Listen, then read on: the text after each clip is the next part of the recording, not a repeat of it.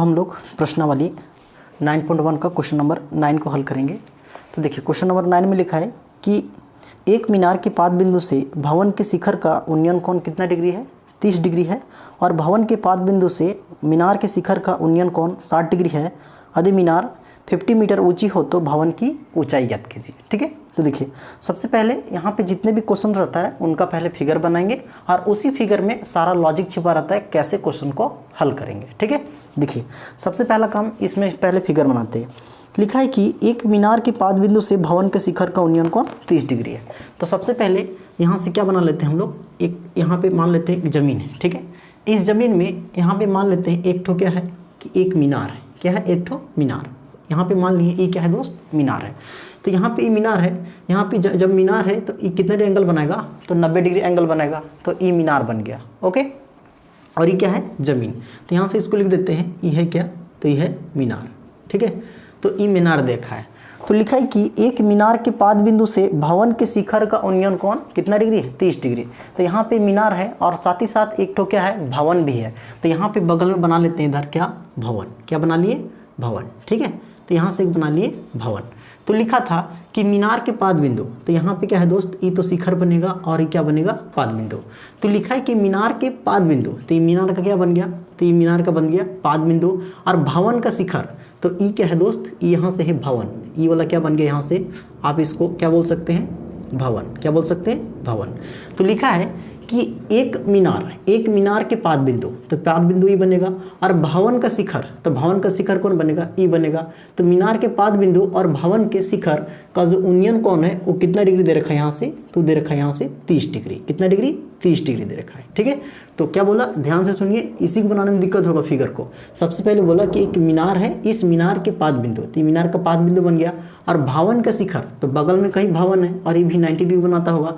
तो भवन के शिखर का जो उन्नयन, मीनार का पाद बिंदु और भवन के शिखर का जो उन्नयन कोण है वो दे रखा है 30 डिग्री। ओके, अब आगे क्या लिखा, आगे लिखा है और भवन के पाद बिंदु से मीनार के शिखर का उन्नयन कोण 60 डिग्री है।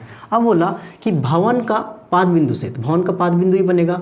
और मीनार का शिखर, तो मीनार का शिखर यही बनेगा। भवन का पाद बिंदु से मीनार के शिखर का जो उन्नयन कोण है वो यहाँ से कितना दे रखा है, तो दे रखा है यहाँ से कितना, तो दे रखा है 60 डिग्री। कितना दे रखा है, 60 डिग्री। ठीक है, तो 60 डिग्री दे रखा है। और आगे क्या लिखा है, लिखा है यदि मीनार 50 मीटर ऊंची हो, और यहाँ से जो मीनार है इस मीनार का हाइट दे रखा है कितना, कि 50 मीटर। कितना दे रखा है, 50 मीटर। तो बोला इस मीनार की हाइट 50 मीटर है तो भवन की ऊंचाई ज्ञात कीजिए। यानी इस भवन का हमको क्या निकाल के दिखाना है, हाइट। क्या निकाल के दिखाना, हाइट यानी ऊंचाई। तो कैसे निकलेगा, ठीक है। और यहाँ पे बड़ा कंफ्यूजन रहता है कि हम किसको बड़ा बनाएं और किसको छोटा बनाएं, यानी भवन बड़ा रहेगा या फिर मीनार बड़ा रहेगा। ठीक है, तो आपको यहाँ से ध्यान देना है। और कोई कोई इक्वल भी बना देता है, दोनों ई भी इक्वल कर देता है, लेकिन यहाँ पे इक्वल नहीं होगा। क्यों, क्योंकि एंगल बड़ा छोटा है, दिख रहा है ना, दिख रहा है, नहीं दिख रहा है। तो यहाँ पे क्या होगा दोस्त, किसको बड़ा बनाएंगे और किसको छोटा बनाएंगे। तो उसके लिए आपको क्या करना है कि आप यहाँ से ध्यान से देखेंगे कि देखिए यहाँ पे कोई भी चीज़ यदि बड़ा है तो हमको क्या करना पड़ता है, अपना माथा को ज़्यादा ऊपर करके देखना पड़ता है। और जब ज़्यादा ऊपर करके देखेंगे तो वहाँ से एंगल भी ज़्यादा बनता है। और यदि कोई भी चीज़ छोटा है तो वहाँ से क्या करते हैं हम लोग कि थोड़ा सा कम माथा को उठाते हैं और यहाँ से देख सकते हैं। तो यहाँ पे देख सकते हैं, यहाँ पे हम ज़्यादा माथा को उठाएं क्योंकि एंगल कितना डिग्री है, 60 डिग्री है। इसीलिए यहाँ पे ये क्या होगा, बड़ा होगा। बता रहे थे कि कौन सी भुजा यहाँ पे बड़ा बनाना है और कौन सी भुजा छोटा, है ना। तो उसको हम लोग कैसे बनाएंगे, तो यहाँ पे देख सकते दोस्त कि जो ई वाला जो ट्राइंगल है, इस ट्राइंगल में यहाँ पे जो एंगल क्या है, बड़ा है। और बड़ा है तो ई वाला भुजा क्या होगा, बड़ा होगा। और इस वाला देखिए यहाँ पे दोनों जो एंगल्स है, इन दोनों एंगल्स में ई वाला एंगल्स बड़ा है तो ई वाला भुजा क्या होगा, बड़ा। अब ई वाला भुजा क्या है, मतलब ई वाला एंगल छोटा है तो ई वाला भुजा क्या होगा दोस्त, छोटा होगा। ठीक है, तो यानी कि जो एंगल बड़ा होगा वो भुजा भी बड़ा होता है, जो एंगल छोटा होगा उसकी कोरस्पॉन्डिंग जो साइड्स होगा वो छोटा होगा। तो यहाँ पे देख रहे हैं 30 एंगल बना रहा था, इसीलिए ई वाला भुजा क्या था, छोटा। और ई वाला 60 एंगल बना रहा है, इसीलिए इस भुजा को हम लोग बड़ा बनाए। तो यहाँ से उम्मीद है कि आप इस फिगर को समझ चुके होंगे। तो यहाँ से हमको किसी भी तरह करके इस भवन की ऊंचाई, दैट मीन्स इस एच को निकालना है। तो उसको हम लोग कैसे निकालेंगे, तो उसके लिए यहाँ से हम लोग मान लेते हैं सबसे पहले ए बी सी और क्या मान लेते हैं, डी। तो ए बी सी डी मान लिए।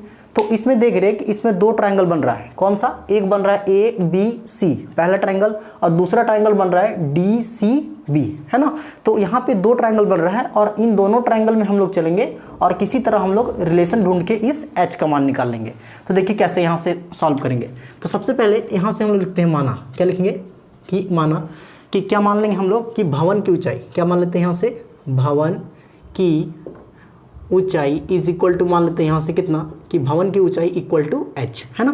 तो इस भवन की ऊंचाई यही निकालना है ना, इसी भवन की ऊंचाई, तो इसको हम लोग कितना मान लिए h। और जब ई एच हो गया तो यहाँ से ई दे रखा है कितना, कि मीनार, है ना, तो बगल में क्या है, मीनार, तो इस मीनार की ऊंचाई, तो मीनार की ऊंचाई तो पहले से दे रखा है, तो यहाँ से मीनार की ऊंचाई क्या है, तो मीनार की ऊंचाई है, मीनार की ऊंचाई बोलिए या फिर ए बी बोलिए, तो दोनों का वैल्यू यहाँ सेम है, तो ये कितना होगा दोस्त, 50 मीटर, है ना, 50 मीटर दे रखा है। और साथ ही साथ यहाँ से देखिए, अभी हम बता रहे थे पिछले वाला में कि यहाँ पे देखिए 2 ट्रायंगल मिलेगा और उन दोनों ट्रायंगल में यदि एक साइड कॉमन होता है तो आपको वहाँ से कुछ मान लेना, एक्स वाई जेड कुछ भी मान लेना।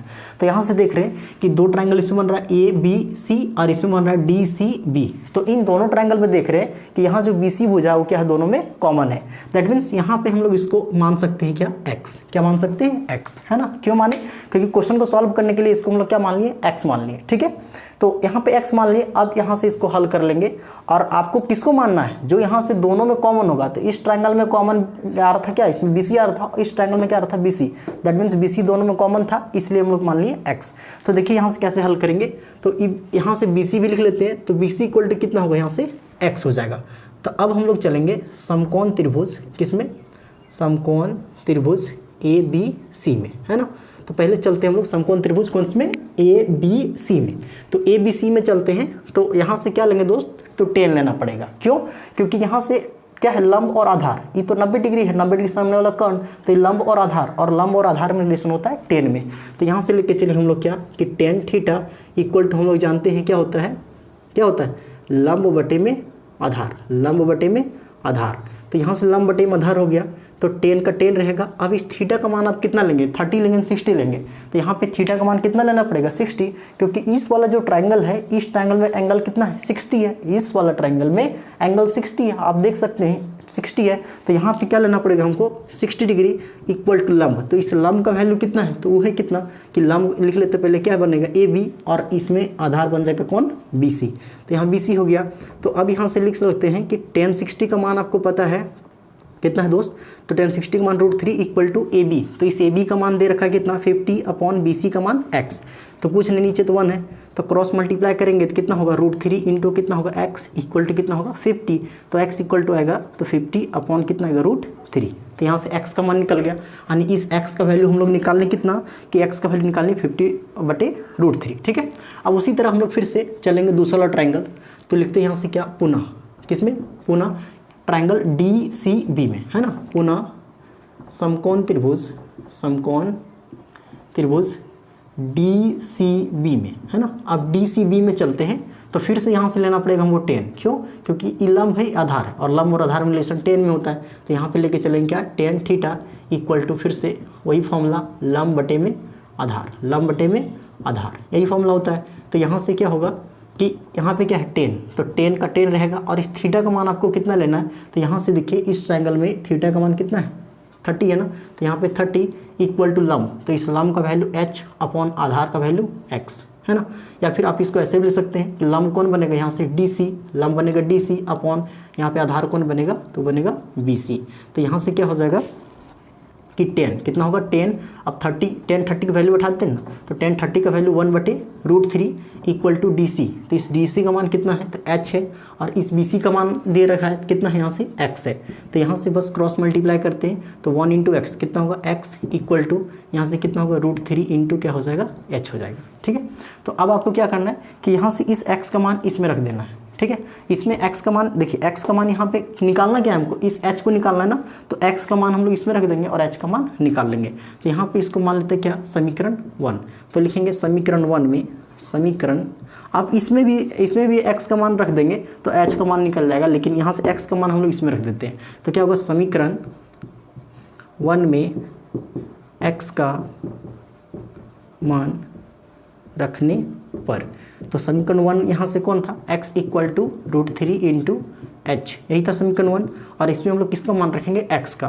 तो इस x का मान कितना है यहाँ से, तो इस x का मान है 50 बटे √3।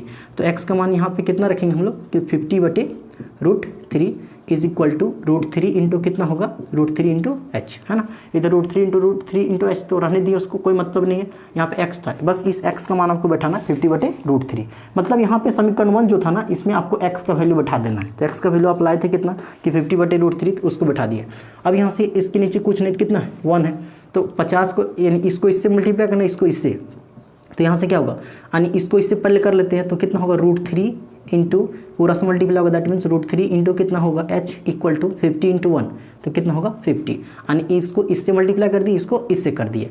तो अब हमको पता है कि √3 इंटू √3 क्या बनता है, √3 का स्क्वायर इंटू क्या होगा h इक्वल टू 50। अब यहाँ से आप क्या कर सकते हैं कि स्क्वायर रूट कटेगा, तो यहाँ से कितना आएगा कि √3 इंटू यहाँ से 3 बचेगा ना, तो यहाँ से 3 इंटू एच इक्वल टू कितना आएगा दोस्त 50। तो यहाँ से आप h का मान निकाल सकते हैं, तो 50/3 नीचे आ जाएगा, तो यहाँ से h का मान कितना आ गया 50/3 मीटर। और इसी को आप लिख सकते हैं कितना कि 16 सही 2/3 मीटर, है ना। तो आप इसको लिख सकते हैं मिश्रित भिन्न में 16 सही 2/3 मीटर, है ना। तो यहाँ पे 3 को 16 से गुना करें कितना आ जाएगा 48, 48 2 50/3। तो यहाँ से इसको मिश्रित भिन्न में लिखनी है, ठीक है। आता है ना मिश्रित भिन्न में लिखने, 50/3 को कैसे लिखते हैं, 50/3 को मिश्रित भिन्न में कैसे लिखते हैं, तो उसको लिखने के लिए क्या करना है, यहाँ से इन दोनों को भाग करना है। तो भाग करेंगे तो यहाँ से कितना और चल जाएगा, तो एक बार में जाएगा 3, यहाँ पे 2, फिर 0, यहाँ 6 बार में 18, फिर यहाँ कितना उतरेगा 0, है ना। तो सॉरी 0 कहाँ से उतरेगा, 2 उतरेगा ना, तो यहाँ पे 2 उतर गया। तो इसको हम लोग लिख सकते हैं कितना, ये देखिए यहाँ पे नीचे 3 है तो 3 रहेगा। अब यहाँ इसका ई कितना है 16 है ना, तो यहाँ पे 16 लिखना है, और बचा कितना 2, तो 2 को ऊपर में लिखना, तो 16 सही 2/3। तो इस तरह